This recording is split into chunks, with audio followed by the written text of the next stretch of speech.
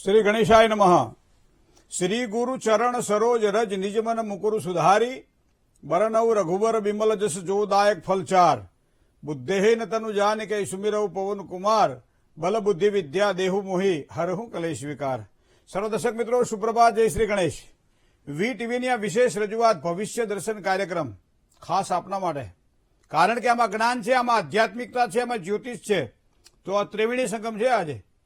તો ભવિષ્ય દર્શનની અંદર આજે જાણવું છે આપણે કે આપણા વાસ્તુશાસ્ત્ર પ્રમાણે કયા પ્રકારના ફેરફારો આપણને લાભ કરાવડાવે, અથવા તો જ્યારે પતિ અને પત્ની વચ્ચે અણબનાવ રહેતા હોય ત્યારે ખાસ કરી મનમેળ ઓછો રહેતો હોય અને એકબીજાના વિચારોને વ્યક્ત કરવામાં એની અભિવ્યક્તિની અંદર ક્યાંક બાધા ઉભી થતી હોય ત્યારે કયા પ્રકારે શું જોવું જોઈએ અને કઈ દિશા અને કઈ રીતે એનું સારી રીતે યોગ્ય આપણે માર્ગદર્શન મેળવી શકીએ એની વાત કરીશું દિન વિશેષની અંદર। 12 રાશિના જાતકોનો આજે કેવો દિવસ રહેશે, શું કરવાથી લાભ થાય, શું કરીએ તો નુકસાન, કયા મંત્રનો જાપ, શેનું કરવું જોઈએ દાન, આ બધી જ વાતો આપના પ્રશ્નના જવાબ 12 રાશિ। પણ શરૂઆત પંચાંગથી, કારણ કે તદેવ લગ્નમ સુદિનમ તદેવ તારા બલમ ચંદ્ર બલમ તદેવ વિદ્યા બલમ દેવ બલમ તદેવ લક્ષ્મી પતે તે દ્રિયુગમ સ્મરામે। પંચાંગની વાત કરીએ આજે મિત્રો 23/7/2024 આજે મંગળવાર છે। અષાઢ મહિનાના આજે કૃષ્ણ પક્ષની બીજ છે, પણ બીજ સવારમાં 10 કલાક અને 22 મિનિટે પૂરી થાય છે, ત્યારબાદ ત્રીજની શરૂઆત થાય છે। નક્ષત્રની વાત કરીએ તો આજે ધનિષ્ઠા નક્ષત્ર છે, આયુષ્યમાન નામનો યોગ જે બપોરે 2 કલાક અને 34 મિનિટ સુધી ચાલે છે અને ત્યારબાદ સૌભાગ્ય યોગની શરૂઆત થાય છે। કરણ છે ઘર સવારમાં 10 કલાક અને 22 મિનિટ સુધી, ત્યારબાદ વણિજ કરણની શરૂઆત થશે। મકર રાશિમાં ચંદ્રનું રાશિ પ્રમાણ સવારમાં 9 કલાક અને 19 મિનિટ સુધી ચાલે છે, તો સવારમાં 9 કલાક અને 19 મિનિટ સુધી જેનો જન્મ હોય એની મકર રાશિ રહેશે અને ત્યારબાદ મકર પછીની રાશિ આવે કુંભ, જેના અક્ષર છે ગ અને શ। તો મકર અને કુંભ રાશિવાળા જાતકો માટે આજનો દિવસ મંગલમય રહેશે। આ પ્રમાણે છે આજનો આ દિવસ। જય ગાને। હવે આપણે વાત કરીએ દિન વિશેષની। તો દિન વિશેષની અંદર આપણે જો આમાં જીવનની અંદર સમસ્યાઓ છે તો સમાધાન પણ છે, આ આપણે તો બધું જાણીએ જ છીએ, પણ છતાંય સમસ્યા ક્યાં છે, એનું સમાધાન ક્યાં છે એ સમજવા માટે પ્રયત્ન કરવો રહ્યો। અને એટલા માટે જ ભવિષ્ય દર્શનના માધ્યમથી આપણે જ્યોતિષની દ્રષ્ટિએ મૂલવા એ પ્રયત્ન કરીએ છીએ જીવનને, જેમાં સારા સુખ ક્યાં મળે, સાચું સુખ ક્યાં મળે, કેવી રીતે પ્રાપ્ત થાય, અથવા તો ક્યાં અમારી ત્રુટિ છે જેના કારણે અમને પરેશાની ઉદ્ભવે છે। માનસિક સંતોષ મળવો જોઈએ, મળતો નથી। શારીરિક જેને કહેવાય સ્વાસ્થ્ય સારું હોવું જોઈએ, એમાં ક્યાંક અડચણો ઊભી થાય છે। પારિવારિક પ્રીતિની જગ્યાએ પારિવારિક ક્યાંક આપણે એવો ભોગ બનીએ છીએ જેના કારણે આપણું મન ડામાડોળ રહ્યા કરે, કાં તો આનાથી નથી બનતું, કાં તો આનાથી નથી બનતું, કાં તો આ વ્યક્તિ સારો છે, કાં તો આ વ્યક્તિ સારી છે, અને એમાં ને એમાં જિંદગીનો અડધો ભાગ આપણો જતો રહેતો હોય। અને જ્યારે અંતકાલે એમ કહેવાય છે કે જ્યારે એમ કહેવાય આપણે અમુક ઉંમર પૂરી થઈ જાય અને પછી એમ કહેવાય છે કે ભાઈ આપ જીવનમાં જોયું શું, સુખ શું જોયું। તો આ પ્રમાણે આ સુખ અને દુઃખની જે વ્યાખ્યા જે મિત્રો છે એ ઘરના વાસ્તુશાસ્ત્ર પ્રમાણે આજે જાણવા માટે પ્રયત્ન કરીશું। જે પ્રમાણે આપણા શરીરની અંદર 5 તત્વોનું બનેલું આ શરીર છે, જેમાં અગ્નિ છે, પૃથ્વી છે, વાયુ છે, જળ છે અને આકાશ છે। એ જ પ્રમાણે યમ, રમ, લમ, વમ અને શમ આ 5 પ્રતીકો છે, અને એ પ્રમાણે ગણપત્યાદિ પંચાયતન દેવતાઓને પણ આ રીતે આપણે પૂજીએ છીએ, જે 5 તત્વના અધિષ્ઠાતૃ દેવતાઓ છે। તો શરીર સાથે જે પ્રમાણે મનને સંબંધ છે અને મનની સાથે દેવતાઓનો સંબંધ છે, અને એટલા માટે જેમ કહેવાય છે ઘરમાં જ્યારે વાસ્તુ પૂજા કરતા હોઈએ ત્યારે 84 પદ વાસ્તુની પૂજા થાય, 81 પદ વાસ્તુની પૂજા થાય। તો આ પ્રમાણે વાસ્તુની પૂજા શા માટે કરતા હોઈએ? ઘરના એક એક દેવતાઓને આપણે એની અંદર સ્થિર કરતા હોઈએ છીએ, જે વાસ્તુના દેવતાઓ છે। નમસ્તે વાસ્તુ પુરુષ ભૂષૈયા ભિરત પ્રભો મદ ગૃહે, મારા ઘરમાં ધન ધાન્યાદિ સમૃદ્ધિમ કુરુ સર્વદા, સદાય સર્વદા સમૃદ્ધિ અઢળક રહે, આવી એક પ્રાર્થના આપણે ભગવાન વાસ્તુ પુરુષને કરતા હોઈએ છીએ। તો એ જે આપણે પ્રાર્થના કરતા હોઈએ છીએ એની અંદર એ ભૂમિનું શું મહત્વ છે મિત્રો? ભૂમિની મહત્વની જે વાત કરવામાં આવે ત્યારે 2 વસ્તુ આપણે કાયમ યાદ રાખીએ, એક મહાભારત જે આપણું મહાપુરાણ છે અને એક છે રામાયણ। રામાયણની અંદર એમ કહેવાય છે કે મંથરાના કહેવાથી રાજા દશરથ પાસે પોતાના 2 વચન માગવા માટે જ્યારે કૈકેયીને પ્રેરિત કરી ત્યારે કઈ ક્યાં ગઈ જેનાથી એ પોતાની વાતને એ પોતે વ્યક્ત કરી શકી? તો કે છે કોપ ભુવનમાં ગઈ। તો રાજભવનની અંદર એક કોપ ભુવન પણ અહીંયા તમને જોવા મળે છે। આજ પણ અયોધ્યાની અંદર તમે જાઓ તો એક ખંડેર તરીકે કોપ ભુવન આપણને જોવા મળે। તો આ કોપ ભુવનમાં બેસી અને કૈકેયીએ પોતાની વાતને વ્યક્ત કરી, અને એ સમય કદાચ જો રામાયણ આપણે લઈ લઈએ તો એ સમય કૈકેયીનો કેવો દર્શન થતું હતું એ આપણને તુલસીદાસજી મહારાજ બતાવે છે, વાલ્મીકી બતાવે છે। તો એ પ્રમાણે અહીંયા આ વસ્તુને ધ્યાનમાં રાખવી રહી કે કોપ ભુવનમાં જ કઈ શા માટે ગઈ. રાજમહેલમાં ઘણા બધા એવા કમરાઓ હતા, ઘણી બધા એવા મહેલો હતા, મહેલાતો હતી, ત્યાં બેસીને કેમ પોતાની વ્યાખ્યા. તો એનો મતલબ આ જગ્યાનું પ્રભુત્વ છે, જગ્યાનું મહત્વ છે. બીજી વાત લઈ લો તમે મહાભારતની અંદર. મહાભારતના યુદ્ધને થવાનું નક્કી થયું છે. મહાભારતનું યુદ્ધ હવે થઈને જ રહેશે. આવી જ્યારે કમ્પ્લેટ જ્યારે પેલું થઈ ગયું ત્યારે મહાભારતનું યુદ્ધ કયા ક્ષેત્રમાં, ધર્મક્ષેત્રે કુરુક્ષેત્રે સમવેતા યુયુત્સવ મામકા પાંડવાશ્ચેવ કિમ કુર્વંતી સંજય. મામકા અને પાંડવાની નીતિ જ્યારે આવતી હોય ત્યારે કયા ક્ષેત્રમાં રહીને યુદ્ધ કરું, અને એના માટે અર્જુન ભગવાન કૃષ્ણને લઈને નીકળ્યા છે અને એવા સમયે કુરુક્ષેત્રની પસંદગી કરી છે કે જ્યાં યુદ્ધ થાય. તો અહીંયા કુરુક્ષેત્ર કેમ પસંદ કર્યું? આ યુદ્ધની ભૂમિને કુરુક્ષેત્ર તરીકે કેમ પસંદ કરવામાં આવી? તો મિત્રો આ બધી વાતો આપણે કદાચ જો બહુ મોટી છે, પણ નાની વાતમાં વિચાર કરીએ તો આપણા ઘરની અંદર પણ બે ક્ષેત્રો છે, ધર્મક્ષેત્ર છે અને કુરુક્ષેત્ર છે. અને એટલા માટે તમે વાસ્તુની જ્યારે પૂજા પંડિતજી જ્યારે કરતા હોય ત્યારે એક પાન ઉપર કપૂરી પાન હોય અથવા તો કોઈ ભોજપત્ર હોય, એ ભોજપત્ર ઉપર એક લીટીઓ દોરતા હોય છે જેને રેખા દેવતાઓ કહેવામાં આવે. અને રેખા દેવતાઓની અંદર 10 લીટી છે અને એ આડી કરવામાં આવે, 10 લીટી ઊભી કરવામાં આવે. અને એ પ્રમાણે એ ઘરની અંદર 84 પદ 64 પદ વાસ્તુનું આપણે નિર્માણ કરતા હોઈએ. તો મિત્રો આ વાસ્તુની અંદર જે ઊભી લીટી અને આડી રેખાઓ જે કરીએ છીએ એ દરેક રેખાનું એક પ્રભુત્વ છે, દરેક રેખાની અંદર એક ભાવ છે. તમે જોજો આ એનું માપ છે આખા ઘરનું, કયા કયા દેવતાઓ આવશે. ઘણા લોકો એમ કે દક્ષિણ દિશાનો દરવાજો લાભ ન કરાવે, ઘણી વખત કે નૈઋત્ય દિશાનો દરવાજો લાભ ન કરાવે, પશ્ચિમ દિશાના લાભ કરાવડાવે, પૂર્વ દિશાના લાભ કરાવડાવે, ઉત્તર દિશાના લાભ કરાવડાવે દરવાજા. તો મુખ્ય દ્વારને દક્ષિણ દિશા તરફ કેમ અપ્રીતિ છે? શું એવા કયા કારણો છે કે જેના કારણે દક્ષિણ દિશાનું દ્વાર આપણને ન ફળે? તો આની પાછળની ભૌગોલિક કારણની સાથે સાથે આપણા ભૌતિક પરિમાણો છે એને પણ જોવા રહ્યા. અને એવા સમયે શરીરના 5 તત્વો સાથે જમીનના 5 તત્વોને આપણે મેળવીએ ત્યારે વાસ્તુનું સાચું સુખ આપણને પ્રાપ્ત થાય. અને અત્યારે સૌથી વધારે કોઈ જો વિકટ પરિસ્થિતિ એવી હોય તો મોટાભાગે અમને જે પૂછાતા પ્રશ્નો છે એમાં એક પ્રશ્ન આ પણ છે કે અમારા બંને વચ્ચે અણબનાવ બહુ રહે છે. તો અણબનાવ રહેવાનું કારણ શું? ગ્રહો જોઈએ, કુંડળી જોઈએ, 5મું સ્થાન સંતાનનું જોઈએ, 7મું સ્થાન દાંપત્ય જોઈએ, 9મું સ્થાન ભાગ્યનું જોઈએ, એકાદશ સ્થાન લાભનું જોઈએ, મંગળ જોઈએ કે ભાઈ ક્રોધનો કારક મંગળ ગ્રહ ક્યાં પડ્યો છે? 6, 8 કે 12 તો નથી ને? પાપાક્રાંત તો નથી બનતો ને? 4થા સ્થાનમાં રહેલો મંગળ પીડા તો નથી આપતો ને? 7મા સ્થાનમાં રહેલો મંગળ, 12મા સ્થાનમાં રહેલો મંગળ, દેહભાવમાં રહેલો મંગળ પીડા તો નથી આપતો ને? જેના કારણે ક્લેશ ઉત્પન્ન થવાનું મૂળ કારણ ક્રોધ તો નથી ને? અથવા તો ઉતાવળિયાપણું તો નથી ને?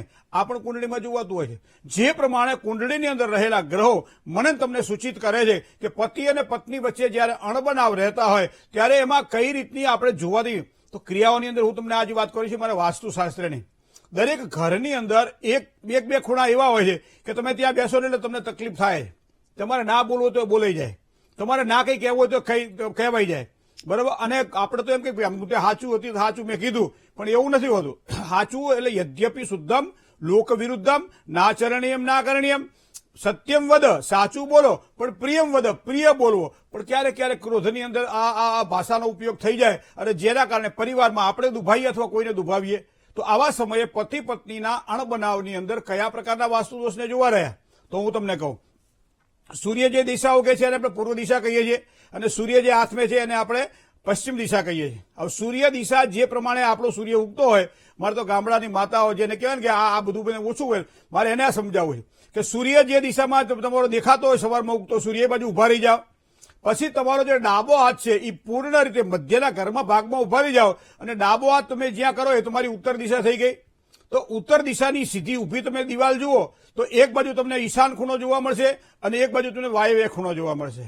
જ્યારે પણ ક્રોધ આવે, જ્યારે પણ ચંચળતા આવે, જ્યારે પણ ગુસ્સો કરવાની ઈચ્છા થાય તો હું તમને કહું કે એ જે વાયવ્ય ખૂણો જે કહેવામાં આવે છે, વાયવ્ય ખૂણો અને ઉત્તર દિશાની વચ્ચેના ભાગની અંદર તમે એક મિરર મૂકી દો, એક કાચ મૂકી દો. બહુ જ સરળ વાત છે, બહુ ટેન્શન લેવાની જરૂર નથી. અને બીજું, શ્રદ્ધા હોય તો કરવું, બાકી શ્રદ્ધા ના હોય તો મૂકી દે એ વાતને. પણ તમે વાયવ્ય દિશાથી માંડી અને ઉત્તર દિશાની વચ્ચે તમે એક મિરર મૂકી દો. કારણ કે એ દિશા જે છે વાયવ્ય ખૂણો જે છે ત્યારથી શરૂ કરો તમે આગળ જાઓ, એ આગળ એ કઈનો કોપ ભુવન જ છે. અહીંયા એ દિશા એવી છે કે જ્યાં તમે ઉભા રહો એટલે તમને ક્રોધ આવે અથવા ક્રોધ કરવો હોય તો આ દિશાને પસંદ કરવી, જેના કારણે આખા ઘરની અંદર વાતાવરણ દૂષિત ના થાય. વારંવાર તમે જ્યારે ક્રોધ કરો છો, વારંવાર તમે જ્યારે તકલીફ અનુભવો છો ત્યારે ઘરની ભૂમિને પણ આપણે અપવિત્ર કરી રહ્યા છીએ. કારણ કે સારામાં સારા કપડાં પહેર્યા હોય પણ કાદવમાં આરોટીએ તો કપડાનો રંગ કાદવ જેવો જ થઈ જાય. તો મારે મારા મનને અપવિત્ર શા માટે બનાવવું જોઈએ? તો અમુક જગ્યાએ તો પ્રસન્નતાનો અનુભવ થાય, અમુક જગ્યાએ ટેન્શનનો અનુભવ થાય. તો આ ટેન્શનના અનુભવ માટે વાયવ્ય ખૂણાથી ઉત્તર દિશા તરફ તમે જયારે જાઓ ત્યારે મધ્યનો જે ભાગ 3 પદને તમે છોડી દો અને મધ્યનો ભાગ છે ને એ કોપ ભુવન છે. તો એનો મતલબ એવો થાય કોઈ ક્લેશ કરવો હોય તો ઘરવાળાને કહેવાનું આવો જરા સાઈડમાં એમ કહીને આ દિશામાં લઈ જવાના અને એક મિરર તમે રાખો અને મિરરની સામું જોઈને તમે પતિને જે વાત કરવી એ કરો. 2 મિનિટમાં તમારો ક્રોધ ઓગળી ના જાય તો કહેજો.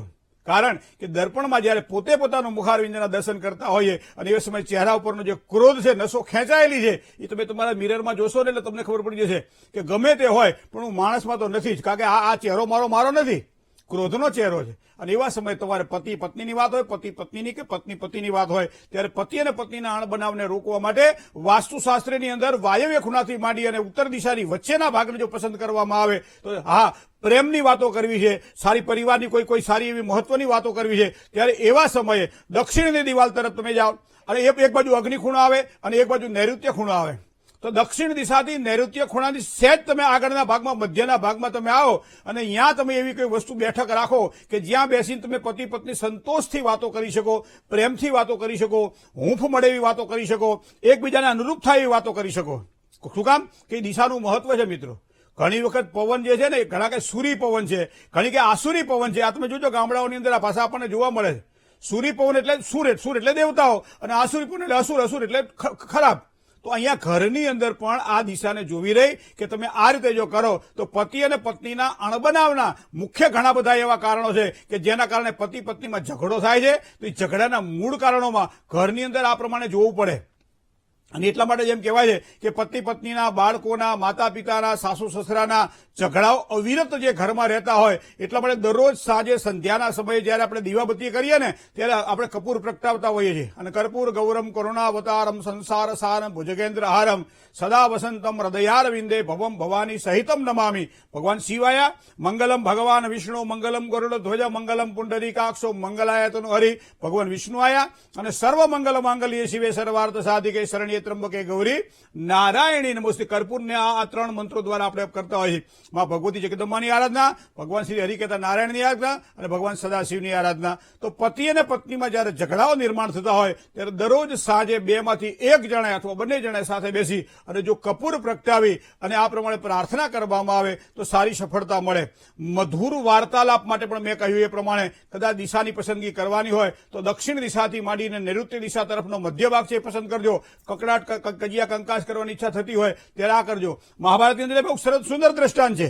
ભગવાન કૃષ્ણ અર્જુનને જઈને નીકળ્યા છે ત્યારે હાથમાં થોડી એમ કહેવાય છે કે ભાઈ અર્જુન એક જગ્યાએથી નીકળ્યો એટલે અર્જુનને એમ થયું કે આ મહાભારતનું યુદ્ધ મારા દ્વારા જીતાયું છે, મેં મહેનત કરી, મારો પુરુષાર્થ, મારા દેવતાઓના મને આશીર્વાદ, એવા બાણો ભગવાને મને આપ્યા અને એના કારણે હું યુદ્ધ જીતી શક્યો છું. આવો એને મનમાં એક રોગ કહેવાય, એને રોગ થયો. અને થોડોક આગળ ગયો પછી પાછી એનો વિચાર બદલાઈ ગયો. વિચારમાં એવું થયું મનેથી આ ભગવાન કરનાર તો કૃષ્ણ છે, એ કરતા હરતા તો એ છે, તો મને શું કામ ભાવ આવ્યો? અને આ વાત પોતાના સખા કહેતા મિત્રને કીધી કે મને આવો કેમ થયું? તો ભગવાને કીધું રથ પાછો લઈ લો. પાછા એ દિશામાં ગયા, ત્યાંથી થોડી માટી લીધી અને એ દિશામાં જાય એટલે પાછા વિચારો એના એ ચાલુ થઈ ગયા. થોડા દૂર ગયા, પાછા વિચાર બદલાઈ ગયા. તો ભગવાન જ્યારે તેના માટી પકડી લે, ખાલી માટી પકડેલા ખરા વિચારો ચાલુ થઈ જાય. તો કે સુંદ અને ઉપસુંદ નામના 2 અસુરો જે હતા એનું ત્યાં 2 ભાઈઓ એવા જ બધા આમાં મળી રહેતા હતા. પણ એક સુંદરીના કારણે લગ્ન કરવાની પેલામાં બંને ભાઈઓ એકબીજાની વચ્ચે માથું કપાઈ ગયા અને અહીંયા એનું લોહી પડેલું છે અને એના કારણે એ જગ્યા અપવિત્ર બની છે. વિચાર કરો, એક સામાન્ય આસુરી શક્તિ દ્વારા જો જમીન અપવિત્ર બનતી હોય તો મારા તમારા કુટુંબની અંદર, પરિવારની અંદર જો સુખ શાંતિ જોઈતી હોય તો ઘરના વાસ્તુને ધ્યાનમાં ન રાખવું પડે. કારણ કે એ વાસ્તુ તમને પવિત્રતા આપે છે. અને એટલા માટે શાસ્ત્ર કહે દરરોજ સવારમાં દીવો કરો, દરરોજ સાંજે દીવો કરો, અગરબત્તીનો દિવસ દરમિયાન ધૂપ કરો, ભોજન કરતી વખતે બપોરે જયારે બેઠા હોય ત્યારે એક જગ્યાએ એવી અગરબત્તી પ્રગટાવો કે જે આખા ઘરની અંદર સુવાસ આપતી અથવા ગુગળ પ્રગટાવો અથવા તો કોઈ સુગંધિત દ્રવ્ય છંટકાવ કરો જેના કારણે ભોજનની અંદર ભજન ભળે તો વાતાવરણ પવિત્ર બને. મિત્રો, ઘણી બધી નાની વાતો છે વિચારવા જેવી ખરી. શું કામ? કે આ એક નાનકડો વિચાર પણ મારા તમારા જીવનની અંદર ખાસ કરીને પતિ પત્નીમાં આજ જયારે અણબનાવ વધારે થતા હોય ત્યારે આ વસ્તુ ખૂબ જ ઉપયોગી બને છે. અને એ જ સાચી વાસ્તુની દિશા તરફ આપણે જઈ રહ્યા છીએ. બાકી તો તોડ ફોડ આ કરીએ તે એક બધું બરાબર છે, કોઈ વસ્તુ ખોટી નથી. પણ આવી નાની વાતો આપણા શાસ્ત્રે બતાવેલી કેમ નથી કરતા? હવાર હાથ ઘરમાં દીવો કેમ નથી કરતા? અગરબત્તીનો ધૂપ કેમ નથી કરતા? ઉંબરો કેમ નથી ધોતા? પાણીયારું કેમ નથી કરતા? ઘણી બધી વાતો છે કે આપણે આપણા પગ ઉપર કુવાડો મારી રહ્યા છીએ અને હકીકતમાં ફેશનના આ યુગની અંદર જયારે આ બધી નાની નાની વાતો સાંભળવાની થાય કે આ તો બધા ખોટા વિચારો વાળા છે, બધા જૂનવાણી છે. ના, આ જ વસ્તુઓ સાચી છે જે જીવનમાં સારું સુખ આપે છે. કપડું જો કદાચ મેલું થઈ જાય, ગંદુ થઈ જાય તો ધોઈ શકાય છે. એમ ઘરનું જે વાસ્તુ છે અપવિત્ર થાય તો એને પણ પવિત્ર કરી શકાય છે, કારણ કે ત્યાં જ બેસીને આપણે સુખની પ્રાપ્તિ અનુભૂતિ કરવાની છે. આ વાસ્તુનો મહિમા છે મિત્રો. જય ગણેશ. એક કોલર મિત્ર સાથે વાત કરીએ. હલો. હેલો, જય ગણેશ. જય ગણેશ જી. ભાઈ. મારે મારા ભાણેજ વિશે પૂછવું છે. એની જન્મ તારીખ છે 31/5/91 બરાબર. અને રાજકોટ અને ધ્રોલ વચ્ચે આવે ને સાયરા ગામ એનું. હા હા. એટલે એના સમય? જન્મ વિશે સમય એનો બપોરે 2:30. બરાબર. 2:30 ધ્રોળ પાસે આવ્યું ને? હા, ધ્રોલ પાસે આવ્યું છે. બરાબર. શું પ્રશ્ન હતો કહો હવે? બસ એના લગ્ન વિશે પૂછવું છે. લગ્ન વિશે પૂછવું છે ને? હા, અને આગળનું ભવિષ્ય. આગળનું ભવિષ્ય તો બરાબર, પણ 33 તો પૂરા થવા આવ્યા હવે. હા, એટલે જ કહું ને. હા, મને શું કહો તમે તમારી જાતને કહો ને કે તમે આટલું બધું મોડું થયું, આટલા બધા માછી મજબૂત હોવા છતાંય પાણેજને કેમ હજી લગ્ન નથી થયા? ઈ કરતો નથી ને, બહુ ગુસ્સાવાળો છે. ના પાડે છે નથી કરવાના. અમારે બધાને કરાવવાનું. હવે તમે જુઓ શું કામ નથી કરવા હું તમને કહું. પૂછી અમે ના જન્મ પાડે, કુંડળીમાં નથી જયારે કરવા. હવે ધ્યાન શું રાખીએ ને લગ્ન ત્યારે અમને ખબર પડે. તમે જોજો જયારે ધનુર્માસ એટલે ધનુર્માસ આવે ને એટલે એ લગ્નનો મહિનો ના ગણાય, કારણ કે સૂર્ય ધન રાશિમાં પ્રવેશ કરે ત્યારે, એટલે તેને ધનારક કહીએ આપણે. પછી બીજું આવે મીનારક, એમાં મીન રાશિમાં સૂર્ય આવે. હવે ધન રાશિ અને મીન રાશિ બે રાશિ ગુરુની છે, એટલે ગુરુના ઘરમાં શિષ્ય આવ્યો એટલે લગ્નને એને એની ઈચ્છા ના હોય. એમાંય પાછું સિંહ રાશિમાં જયારે ગુરુ આવે તો એ પણ સિંહ રાશિ એ શિષ્યમાં સૂર્ય છે અને ગુરુ છે, તો ગુરુના ઘરની અંદર જ અહીંયા શિષ્ય આવ્યો. એટલે એ આ લગ્ન જીવન માટે દાંપત્યની સુખાકારી માટે ખાસ અવરોધક આ ગ્રહ માનવામાં આવે. અને એના કારણે આમાં ઘણી વખત ઈચ્છા તો થવી જોઈએ ને, સારું પાત્ર મળે તો આપણે હા પાડીએ તો વાત આગળ વધે. એકાદ બેમાં ના, એકાદ બેમાં હા, એમ કરતા કરતા કરતા કરતા આપણું ઘર મંડાઈ જાય. પણ સિંહસ્થ ગુરુને મોટા ભાગે જોયું છે બધાને એવું નથી હોતું, બીજા ગ્રહો સારા હોય તો પાછો થોડો સપોર્ટ કરતા હોય. પણ અહીંયા તમારે અહીંયા પહેલી કુંડળીની અંદર 5મા ભાગ્યસ્થાનની અંદર બૃહસ્પતિ કહેતા ગુરુ છે અને ગુરુ સિંહ રાશિનો હોવાના કારણે દાંપત્ય સુખમાં અવરોધક ગણાય છે. બીજા બધી બાબતોમાં હોશિયાર પ્રવીણ, બધી બાબતોમાં શું, પણ લગ્ન જીવનની અંદર એમ કહેવાય છે કે એનું થોડું બરોબર ચાલે એને, એના કારણે કદાચ આ વર્ષ એને થઈ ગયા છે. પણ જો તમારે એના લગ્ન કરાવે, એક વસ્તુ એ ધ્યાનમાં રાખો કે એક તો એને જ્ઞાતિ ગોળ કે સમાજની બહાર પણ જો એનું મનપસંદ પાત્ર મળે તો એવો પ્રયત્ન કરવો રહ્યો. અને બીજું ખાસ કરી આંખો નબળી હોય તો ચશ્મા પહેરાય. એમ કુંડળીમાં ગ્રહો નબળા પડ્યા હોય ત્યારે એનું યોગ્ય એનું નિવારણ થાય તો એના માટે બૃહસ્પતિ શાંતિ આપ ચોક્કસ કરાવડાવી લો. ધન રાશિનો રાહુ પણ પૂર્ણ દ્રષ્ટિ કરી રહ્યો છે, કદાચ 2 લગ્નના યોગ, લગ્નમાં વિલંબ, તો એના માટે અર્ક વિવાહ પણ આપ કરાવડાવી શકો છો. તો આ બધી વસ્તુઓને જો ધ્યાનમાં રાખવામાં આવે, ખાસ કરી એનો 7મા સ્થાનનો માલિક પાછો 8મે બેઠો, ખાડે બેઠો, તો બુધની એક સારી વીંટી પહેરાવી દો તો આ કરવાથી કદાચ સફળતા સારી મળે. બેન જય ગણેશ. મિત્રો આપણે રાશિને શું કહીએ ખબર છે? વર્તારો. રાશિનો વર્તારો મતલબ આજે રાશિ પ્રમાણે આવું રહેવાની સંભાવના છે. જેમાં વરસાદનો વર્તારો કરીએ કે ભાઈ આજે વાતાવરણ વાદળછાયું રહેશે, આકાશમાં આ રહેશે, વરસાદ પડે, આવું કરીએ ને, ક્યારેક ક્યારેક પડે, ક્યારેક ક્યારેક ના પડે. ઘણી વખત આપણે આ એક ભરોસાનું શાસ્ત્ર છે જ્યોતિષ શાસ્ત્ર એટલે, અને એમાં નક્ષત્રના આધારે દરેક રાશિના અમુક વસ્તુઓ મૂલવવામાં આવે કે ભાઈ આજે વાતાવરણ આવું રહેશે, આજે આમાં આ રહેશે, આજે તે રહેશે, આમ કરત લાભ થાય. ઘણા બધાને લાભ થાય પણ છે. બરાબર. પ્રશ્ન આ રહે કે આ શેના કારણે શાસ્ત્ર છે? તો આ શાસ્ત્ર વર્તારાનું શાસ્ત્ર છે.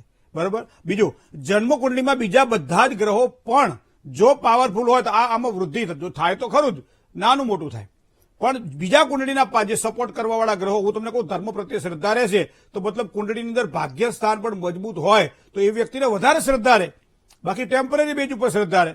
તો આ જ પ્રમાણે અહીંયા વર્ષના વર્તારાને જે જોતા હોઈએ છીએ એ પ્રમાણે દિનમાન જેને કહી શકે દિવસના વર્તારાને જોવા માટે સુંદર શાસ્ત્ર આપણા જ્યોતિષ શાસ્ત્રમાં મળ્યું છે અને છે ભવિષ્ય દર્શન કાર્યક્રમ. અને એમાં પાછું રાશિ ભવિષ્ય, એમાં પાછું તમારું પોતાનું. ચલો કોલર મિત્ર સાથે વાત કરીએ. હેલો.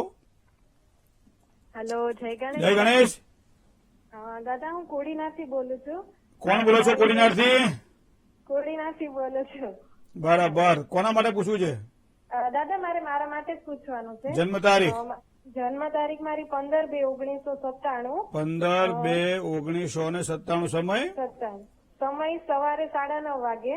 9:30 વાગે. જન્મ સ્થળ? જન્મ સ્થળ કોડીનાથ. બરાબર. શું પ્રશ્ન હતો? દાદા હું ગવર્મેન્ટ એક્ઝામની પ્રિપેરેશન કરું છું ને ઘણી ભરતી એક્ઝામો પણ આપી તો મને ગવર્મેન્ટ એટલે સરકારી નોકરીના યોગ છે કે નહીં દાદા એના વિશે પૂછવાનું. લગ્ન થઈ જાય બાકી છે? નહીં દાદા બાકી છે. કારણ કે લગ્ન થાય પછી પૂર્ણ ભાગ્યોદય થાય એવું કુંડળી બતાવે છે બેટા. એવું છે દાદા. હમ એટલે ઘણી એક્ઝામ આપી હમણાં પણ એકાદ બે માટે ફોર્મ ભર્યા છે. જો હું કહું કામ જો આ બાબતે બહુ લાંબી જોડે હું તમને એક વસ્તુ કહું કે અત્યારે વૃષભ રાશિમાં ચંદ્ર ઉપર અત્યારે ગુરુનું પરિભ્રમણ ચાલે છે. તો કોઈ પણ સરકારી નોકરી માટે જે પ્રમાણે સૂર્ય એ આપણે છીએ, શનિ આપણે છીએ, સૂર્ય એ સરકારી નોકરી છે, પણ ગુરુ એ તમારો અભ્યાસ છે, તમારી વિદ્યા છે, અને વિદ્યા દ્વારા આપણે સરકારી નોકરીની આપણે એક ઈચ્છા રાખી રહ્યા છીએ. બરાબર.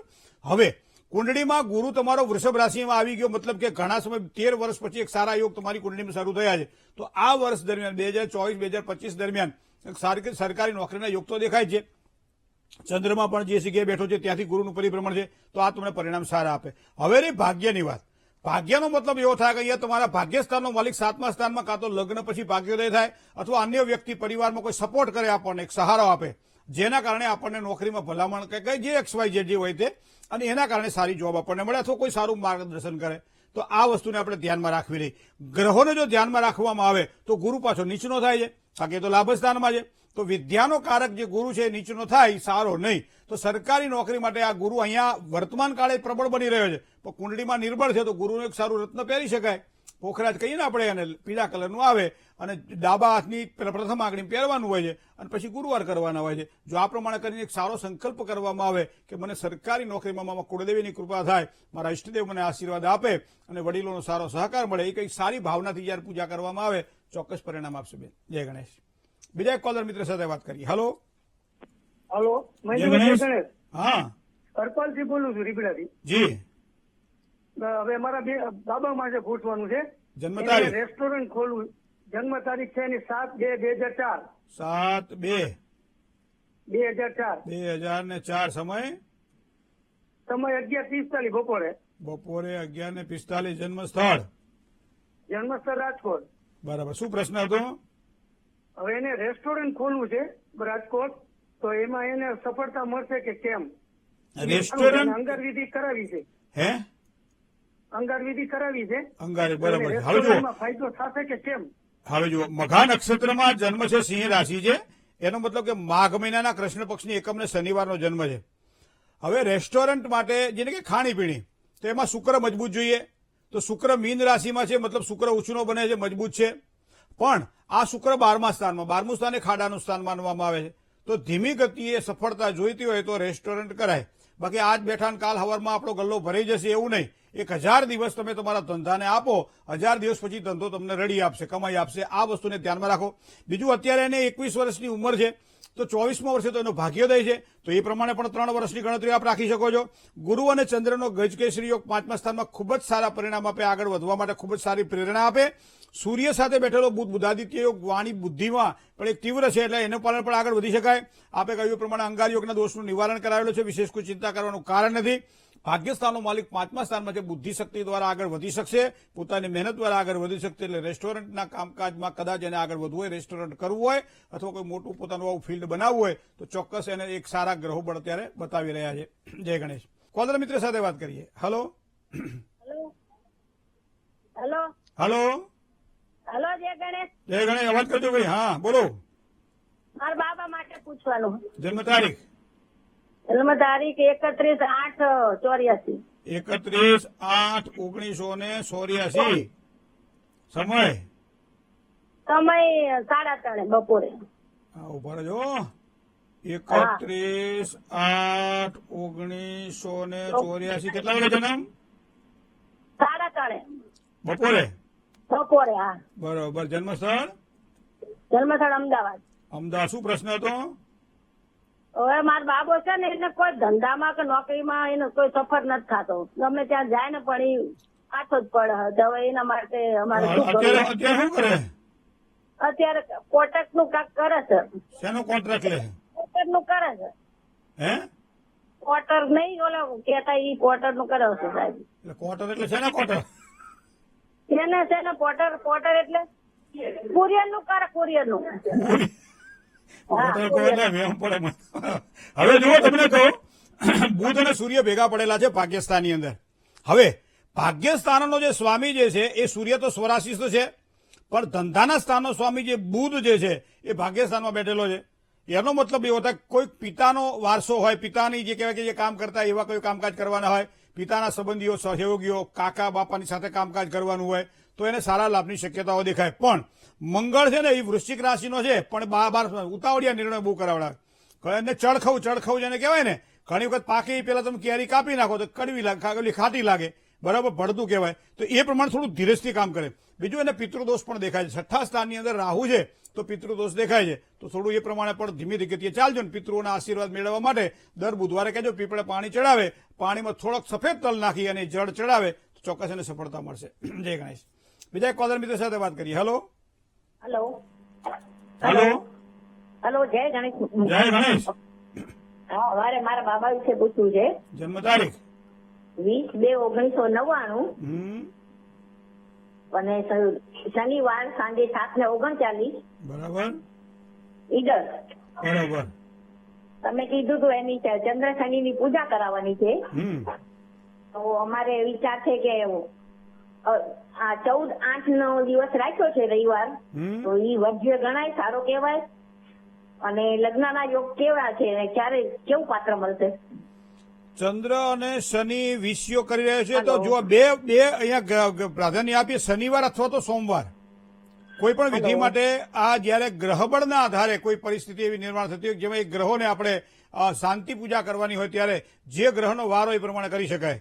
તો એના માટે શનિવાર પણ સારો અને સોમવાર પણ સારો. તો ચંદ્ર અને શનિના વિષયોગ માટે આ પ્રમાણે તમે યોગ્ય સમય ગોતી લેજો. બાકી વિશેષ કોઈ ટેન્શન લેવાનું કારણ નથી.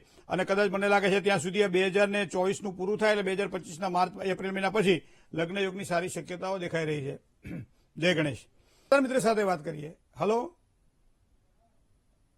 હલો મહેન્દ્રભાઈ. જય ગણેશ. જય ગણેશ. જી ધ્રાંગધ્રાથી બોલું છું, હાર્દિક દવે. જી જી, બર્થડે છે 16/5/1986. 16/5/1986. સમય છે સવારે 8:45. સવારમાં 8:45 જન્મ સ્થળ. હવે એ જોઈ શું સ્થળ છે ધ્રાંગધ્રા. ધાંગધ્રા. બરાબર. શું પ્રશ્ન હતો?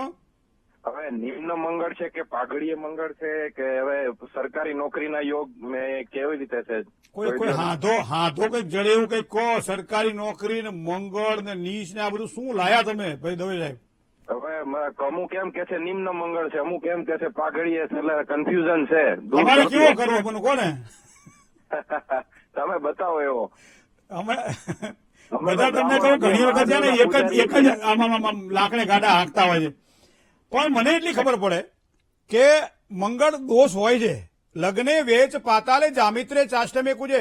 હું નથી કહેતો, ધર્મશાસ્ત્ર કહે છે. લગ્ને વેચ પાતાલે જામિત્રે ચાષ્ટમે કુજે. કુજ એટલે મંગળ.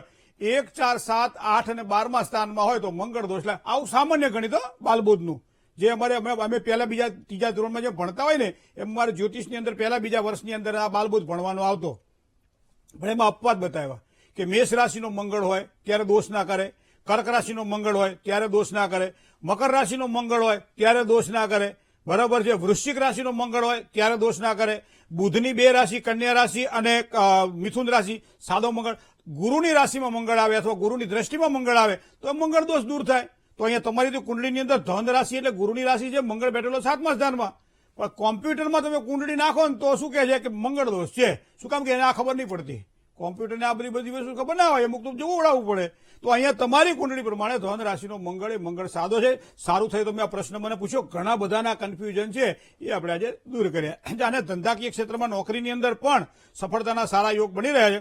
બુધ સાથે રાહુ બેઠેલો છે અને વર્તમાન સમય થોડોક આપણે કટોકટી વાળો છે, થોડોક સાચવવા જેવો ખરો. પણ 2025 માર્ચ મહિના પછી કામમાં ખૂબ જ સારી સફળતા મળે એવા યોગ પણ દેખાઈ રહ્યા છે.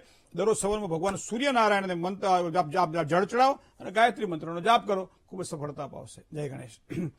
આગળની વાત કરીએ તો શુભત્વને આપવા વાળો સમય, સાથે સાથે આપની જન્મ તારીખ, આપની લગ્ન તિથિ પ્રમાણે કેવું રહેશે આગામી વર્ષ, આ બધી વાત કરીએ નાનકડા વિરામ બાદ.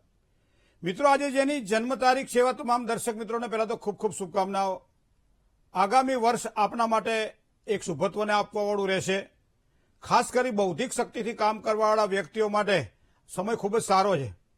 એ ઉપરાંત જેની તીક્ષ્ણ બુદ્ધિથી કામકાજ કરવાનું છે, જેને બૌદ્ધિક કાર્યક્ષેત્રની અંદર ડેવલપમેન્ટ કરવાનું છે, ચાહે વિદ્યાર્થી છે, ચાહે નોકરિયાત વર્ગ છે, ચાહે ધંધાકીય ક્ષેત્રમાં કામ કરવાવાળા વ્યક્તિ છે, કદાચ જો આપનો આ શુભાંક આજનો થતો હોય તો તમારા માટે આગામી વર્ષ બુદ્ધિશક્તિનો સારામાં સારો ઉપયોગ કરી શકશો.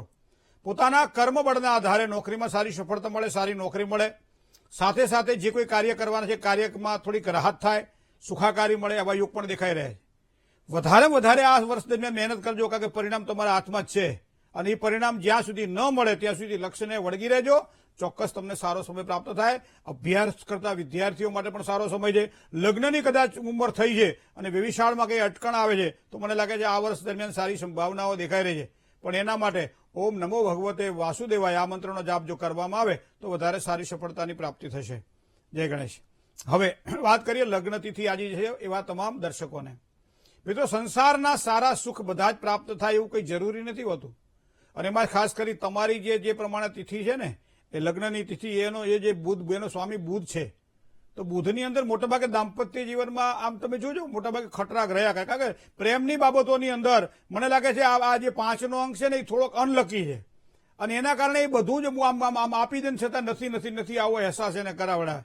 તો બધી જગ્યાએ આવું નથી હોતું, ક્યાંક પાછું સારું પણ હોય છે.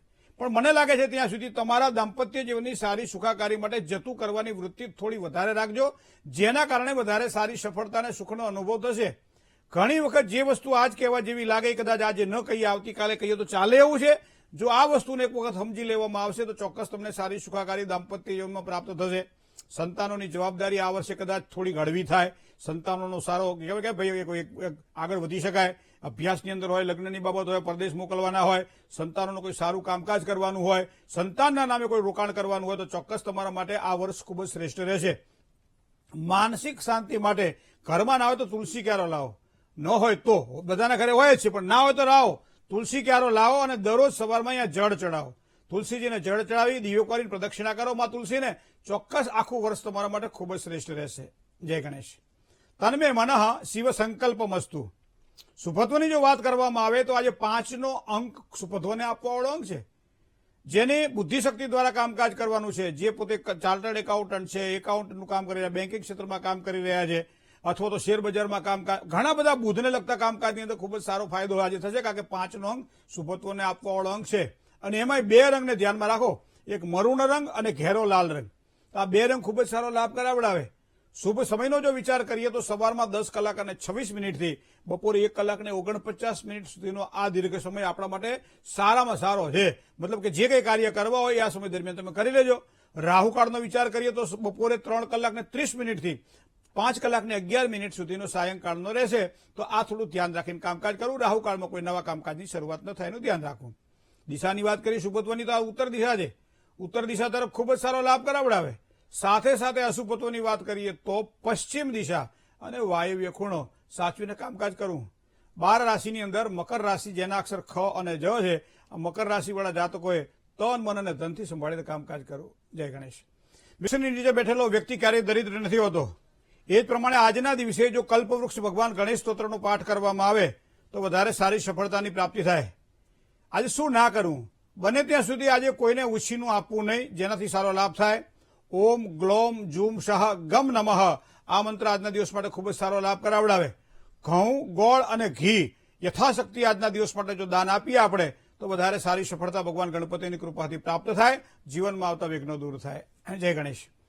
ભવિષ્ય દર્શન કાર્યક્રમમાં મિત્રો આપ આપના પ્રશ્નો પત્રના માધ્યમથી પણ અમારા સુધી પહોંચતા કરી શકો છો અને પત્ર વ્યવહાર માટેનું અમારું સરનામું પણ આપ નોંધી લેશો.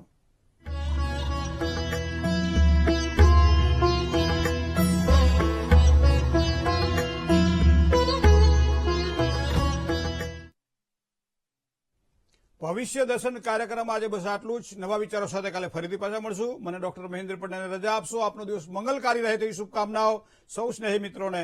જય શ્રી ગણેશ.